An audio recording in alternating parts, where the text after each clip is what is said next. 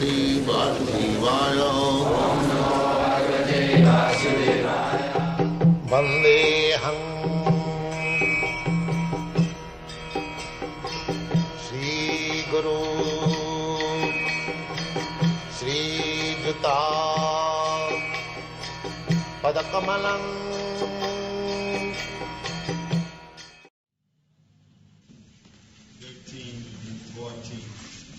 One should hold one's body, neck, and head erect in a straight line, and stare steadily at the tip of the nose.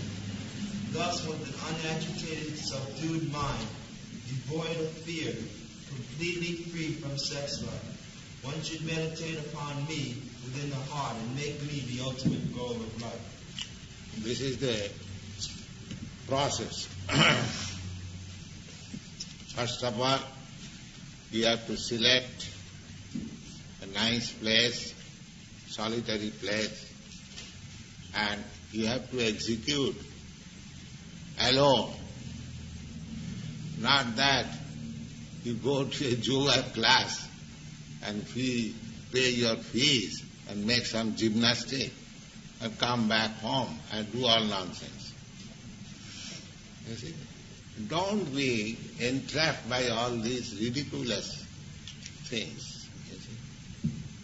Simply, such society, I can declare, is the society of the cheaters and the cheated. You see. Here is the practice. Here you can see, and spoken by the Supreme Authority, Krishna. Is there any person better yogi than Krishna? Here is the authoritative statement that you have to practice like this. Now, one should hold one's body. First of all, you have to select your place, holy place, alone, and special seat. Then you have to sit straight like this. One should hold one's body, neck and head erect, a straight line. This is the yoga process. These things help to concentrate the mind. That's all. But the real purpose of yoga is to keep Krishna always within yourself.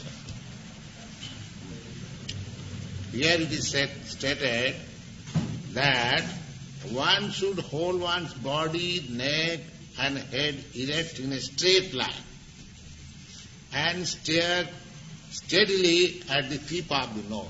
Now, here, you have to see. And if you close meditation, you sleep. I have seen so many so-called meditators, they are sleeping. I have seen it. Because as soon as you close your eyes, it is natural that you feel sleepy. You see. Therefore, half closed. You have to see, that is the process. You have to see the tip of your nose, two eyes. Thus, with unagitated mind, this process will help your mind to be fixed up. Unagitated mind, subdued mind, devoid of fear. Yes. Because you have to, generally the yogis, they used to practice in jungle. And if he is thinking, oh, some tiger is coming or not, or what is that? Or some snake is coming. Because you have to sit down alone in a jungle. You see. There are so many animals, tigers and deers and snakes. So, therefore it is specially stated, devoid of fear. Devoid. The skin of deer is specially used in yogasana because it has got some medical effect that snakes do not come. If you sit down on that particular skin, the snakes and reptiles will not come there. That is the purpose. You will not be disturbed. Devoid of fear, completely free from sex life. You see, if you indulge in sex life, you cannot fix up your mind in anything. That is the effect of brahmachari life. If you remain brahmachari without sex life, then you can be determined. Just like we have seen a practical example of Mahatma Gandhi in India. Now, he started a movement, non-violent, non-cooperation. The movement, the fight was declared against the powerful British Empire. Just see. And he determined that I shall fight with the Britishers non-violent, without any weapon, because India was dependent, there was no weapon. And several times it was attempted by armed revolution. But these Britishers are more powerful, they cut down.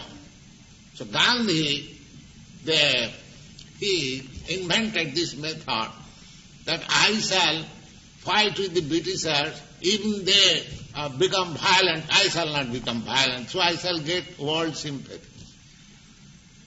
So this was his plan. He was a great statesman. But his determination was so fixed up because he was a brahmachari. At the age of 36 years, he gave up. He had his wife, but he gave up his sex life. He was a family man. He had children, he had his wife. But from the age of 36, young man, 36-year-old, he gave up sex life with his wife. That made him so determined that I shall drive away these Britishers from the land of India, and he did it. You see? And he actually did it. So, controlling the sex life, to refrain from sex life is so powerful. Even if you don't do anything, if you simply restrain your sex life, you become a very powerful man. People do not know the secret. So, anything you do, if you want to do it with determination, you have to stop sex life. That is the secret. So, any process, take Vedic process. Either you take yoga process or bhakti process or jnana process, in no process sex indulgence is allowed. No. Sex indulgence is only allowed family life just to beget very nice children. That's all. Sex life is not for sense enjoyment. Although there is enjoyment by nature, unless there is enjoyment, why one should take responsibility of family life? That is the secret of nature's gift. But we should not take advantage of it. These are the secrets of life. These are the secrets of life. So yoga practice, such a nice thing. If you indulge in sex life, this is simply nonsense. Simply nonsense. And if anyone says that you go on with your sex life as much as you like, at the same time you become a yogi, simply pay my fees, I give you some miracle mantra. These are all nonsense. They are all nonsense. But we want to be cheated. We want to be cheated. We want something sublime, very cheap. That means we want to be cheated. If you want very nice thing, you must pay for it. No, I shall go to a store. Sir, I can pay you 10 cents. You give me the best thing. How can you expect by 10 cents? If you want to purchase some value, if you want to purchase gold, then you have to pay for it. Similarly, if you want perfection in yoga practice, then you have to Pay for it like this. Don't make it childish affair. That is the instruction of Bhagavad Gita. If you make it childish affair, then you will be cheated. And so many cheaters are ready to cheat you and take your money and go out. That's all. Here is the statement, authoritative statement. Free from sex life.